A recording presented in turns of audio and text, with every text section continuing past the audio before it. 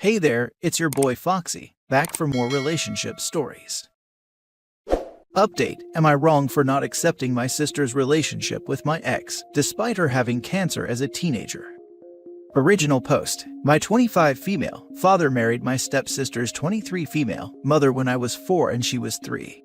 We've lived together most of our lives and are a family. She and I were extremely close.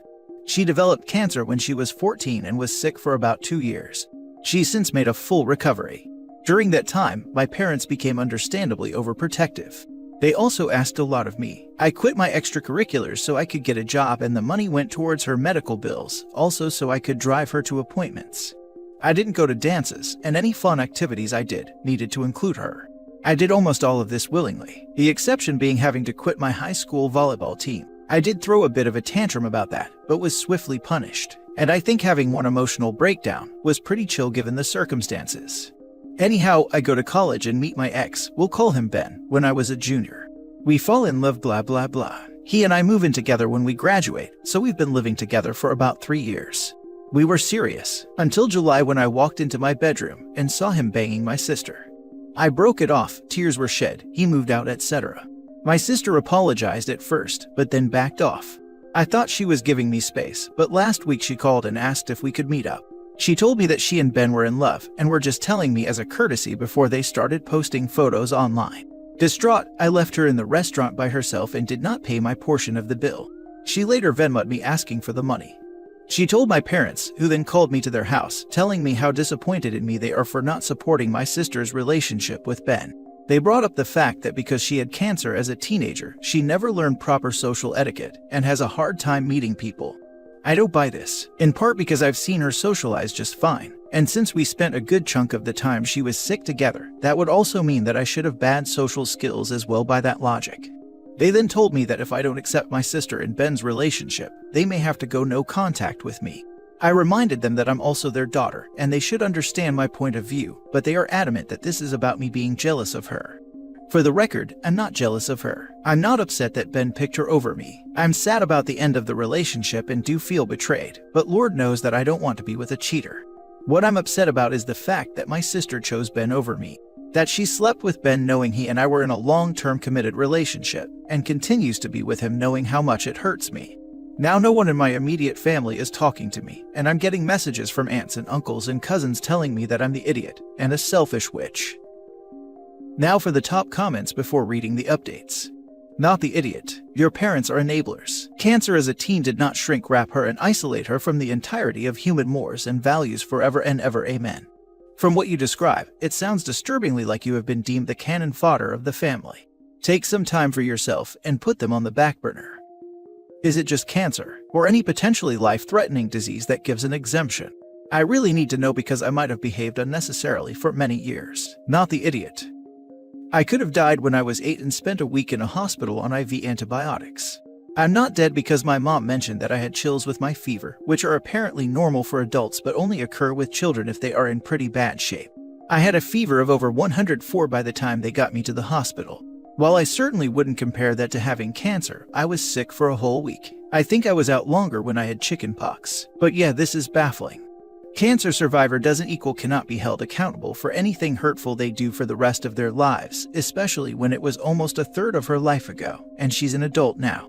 I'm guessing this sub is skewed, but a whole lot of people seem to not know that sleeping with partners of siblings and friends is a no-no. Unless you clear it with them first, if, they've been broken up for several years and it was mostly amicable. Not wrong. I had cancer as a teenager. I've managed to not sleep with either of my siblings' partners, weirdly enough. Maybe you were on a different treatment plan. God, you're right, it'll be the socialized healthcare stopping me from living this timeline. I really am very sorry that your entire family are terrible. You are handling this with the grace that few could manage. Oh, don't you worry. I'm totally falling apart right now. I just have a dark sense of humor and no choice but to keep going with my life. Edit. I've been given a lot of food for thought. To be honest, while I've had moments where I've been resentful or upset about my teenage years, I've always thought that I did the right thing for my sister and for my family. And that time wasn't all miserable. I was very close to my sister and we made things as fun as we could. But I didn't think of it as an abdication of my parents' responsibilities or that they were doing wrong by me, which many of you pointed out. I definitely have a lot to think about. Thank you again for making me feel less crazy about all of this. Mini update. Sometimes you can only laugh. Just got off of the phone with my cousin who saw this post and said he could explain a few things. I asked him why he was on Reddit instead of school. He asked me why I was on Reddit instead of work, and I said touche. He told me that after my conversation with my mom, she went to his house and talked to my aunt. And here's the deal. Turns out my sister is not only in a relationship with Ben, but 4 months pregnant, which means she and Ben were banging for longer than I had even guessed. Apparently, my parents are so adamant that I forgive her because I'm already ruining their experience of their first grandchild. That's right, I'm less important than my stepmom posting ultrasounds to Facebook. This is where we're at. Anyhow, I called out of work sick the rest of the day, and I'm going to drink a lot of alcohol, and then start thinking about what the heck I'm going to do. Now for the first update. I was asked for an update and thus, here I am. 2 things to clarify before I update. 1. I didn't have a horrible childhood. The favoritism started when my sister was diagnosed. I moved out soon after and have been pretty independent since then. Not saying that how my parents treated me during those years were a-okay, but I wasn't Cinderella. 2. I did not drink myself into oblivion. I had 2 white wine spritzers, but I appreciate the concern from folks. Anyhow, the update. I got in touch with my sister and asked her to meet up again at a park, no bill involved. I asked her if she was pregnant, and she told me the truth. She said she wanted us to still be in each other's lives, and that she wanted me to be in her babies. A Redditor mentioned that she may ask me to be the godmother, and that person was correct. But as many of you pointed out, if I didn't cut her off, I'd just become her bank and daycare employee. So I told her I could no longer be in her life, and I left her crying on a park bench and felt like the crappiest person in the world. I emailed my parents and told them how betrayed I felt and that I'd be cutting off contact with them. To my stepmom's credit, she apologized. She explained that she never thought my sister would live to have kids and that she let her emotion over that get the better of her. Understandable. My dad said nothing, which is honestly what sucked the worst about all of this. Ben tried messaging me from a burner account for the first time since the breakup, but I blocked him without reading it. I didn't go nuclear and post the story to Facebook as some suggested, but I sent an email to the extended family members who I care about. I explained the situation and how I'd be distancing myself from my family. Some have made it an us versus them situation, and as much as I appreciate the support, feeling like I'm in some valiant battle just makes me more tired. So I haven't been talking to much of anyone in my family. I feel lonely and crappy, but I think I made the right decision. Anyhow, not the most exciting update in the world, but hopefully everyone knows that I'm not dead.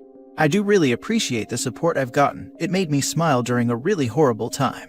And hey, if anyone in the greater Boston area wants an extra guest at Thanksgiving, let me know.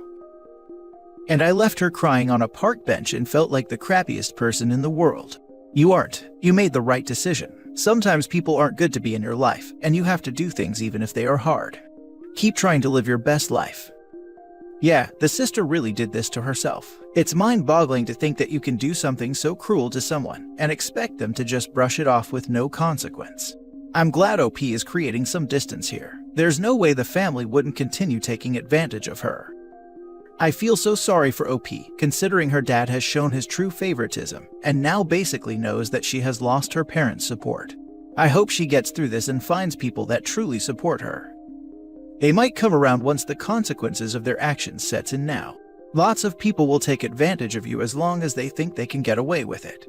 I'd still recommend OP taking some time away for now, even if he apologizes though. I'm sorry things turned out this way and that you aren't a priority to your parents. But seriously, does she not realize that? A. You and Ben were still sleeping together during those months, and he could have just been stringing her along. B. Has she never been in a relationship? How would she feel if you had done that to her? C. She can always wonder now if Ben is cheating on her with someone else, but it would be karma. Ultimately, I hope your parents realize that you are just as important as she is, and their behavior is pretty horrible. Good luck. A. According to her, neither wanted to hurt me by telling me, which, though. B. She's had a few boyfriends, but they've only lasted a month or 2. C. For her sake, I hope he doesn't. D. My stepmom told me that they'll welcome me back with open arms when I choose to come back. I'm just not sure that I'll come back. They won't be giving up on my sister. That's the fun part of giving up on them. You don't have to care anymore. You don't have to feel hurt or play games. You get to just be. That's what you will start to feel when this all normalizes. Just give it time. Find a new hobby or dust an old one off. Make something of your complete own that none of them were invited or included in. That will be your place of solitude, the rock that you set up shop on. Second update. Hi, some people were interested in an update, so 1. I am spending Thanksgiving with a friend and her family, so I won't be alone. Thanks to everyone who offered to host me, it was so sweet. 2. I'm still not in touch with my family, but I know that Ben and my sister are having problems.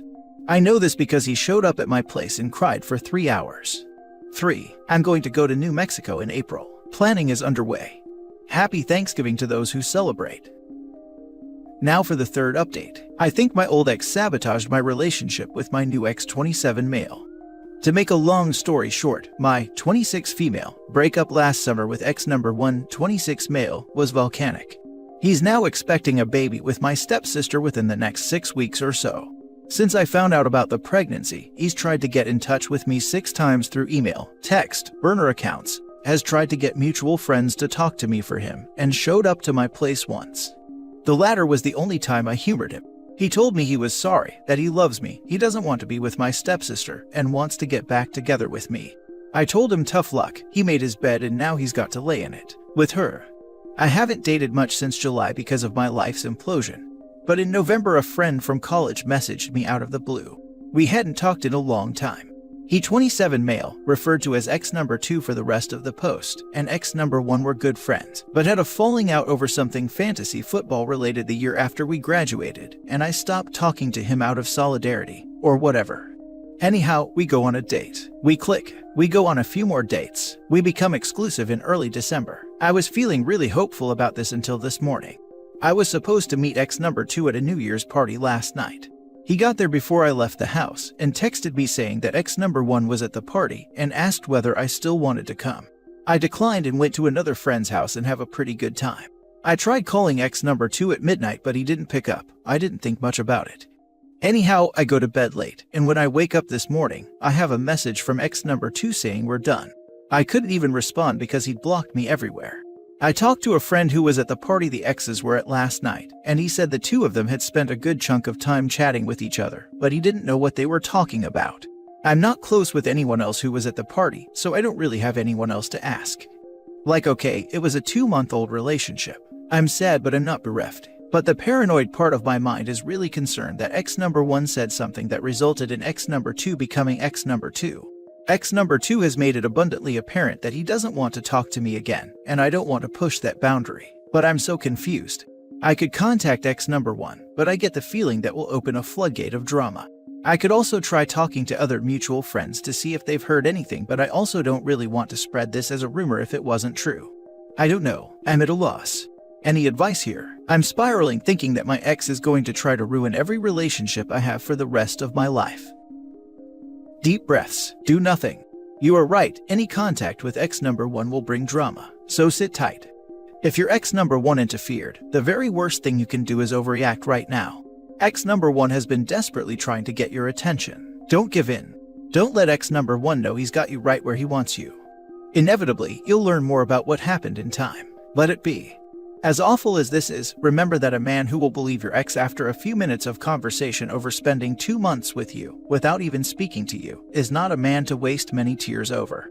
If what you think happened is what happened, then your ex number 2 is crappy judgment in people and not much spine. Thank you. I needed to hear this. It sucks to do nothing, but it's probably the right course of action. Unfortunately, I'm thinking that ex number 2 isn't the only person with crappy judgment in people, and that I need to figure some things out myself. There are 4 possibilities here. 1. Your exes rekindled their friendship at the party, and out of solidarity, ex number 2 agreed to dump and ghost you. He chose his boy over you. It sucks, but it is what it is in this case. They were friends first. 2. Ex number 1 said something disgusting and untrue to ex number 2, and instead of confronting you about it first, he went the dump, ghost route, in which case you've dodged a bullet. Who would want to be with someone who blindly takes an outsider's word about you? 3. Ex number 2 had some kind of substance or alcohol-induced mental breakdown, and in an out-of-body stupor, did what he did. I think it's pretty self-explanatory why no one would want to be with someone like this. 4. Ex number 1 told ex number 2 about the drama he's caused with you. Maybe cried to him about his love for you. Could have said some deranged stuff. Ex number 2 might have decided the drama and craziness is too much for him and went scorched earth.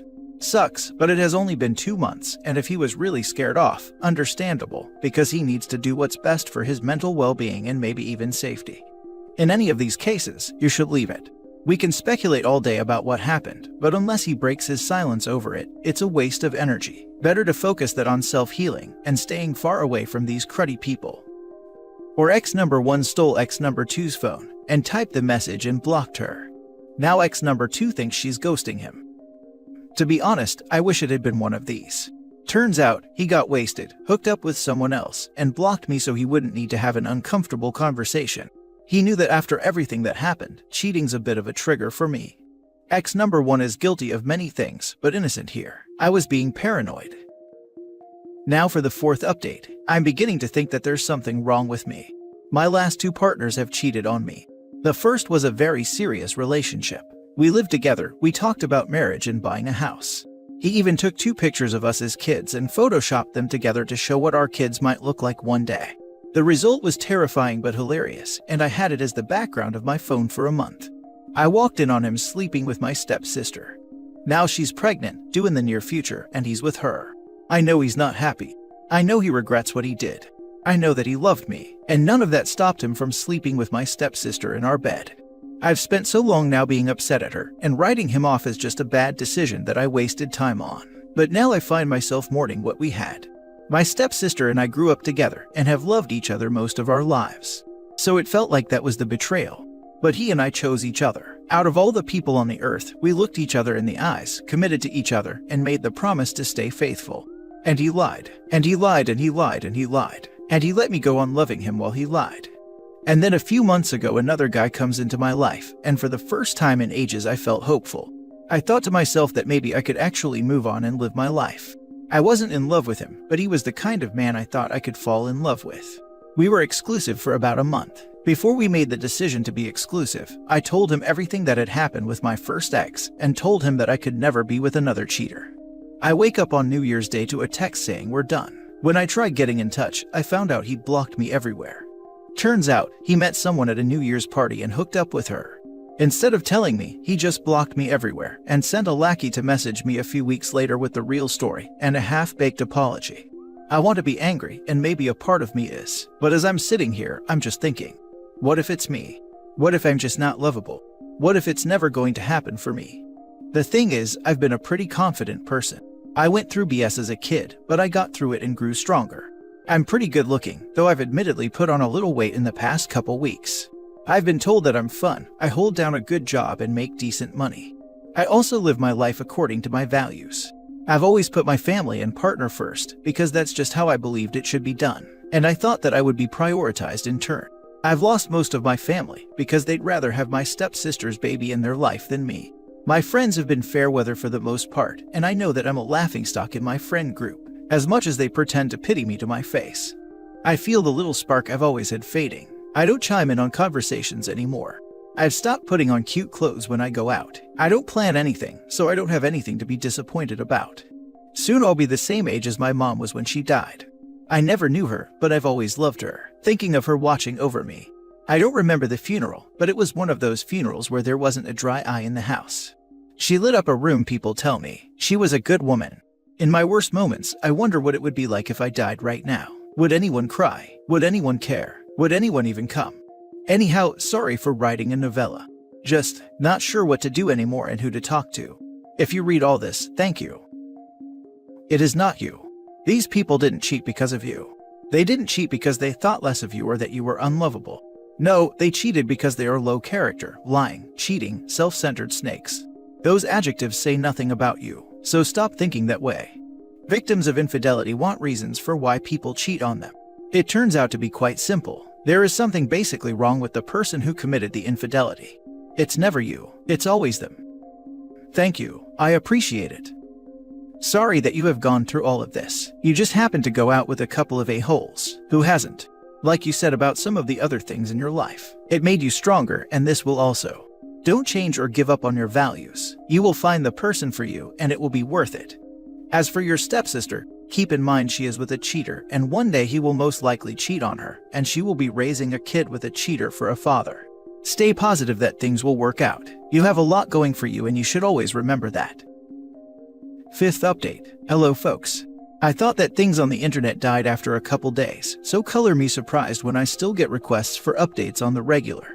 Long story short, I don't have much to update. I didn't end up going to New Mexico because I conveniently got COVID the week before I was supposed to go. The baby was had, but I have had no contact with the baby or their parents. I've done a pretty good job of insulating myself from news about them and the rest of my family. My life is pretty much the same as it was. So, sorry to the folks who were hoping I have some kind of happy ending to slap onto all of this. Things are improving just because time barrels on, and you can grow numb to most anything given enough time and distance. But I have had no grand revelations, have not met the love of my life, nor had elaborate revenge on those who have wronged me. I am going to Europe for the first time in October though, so that's exciting.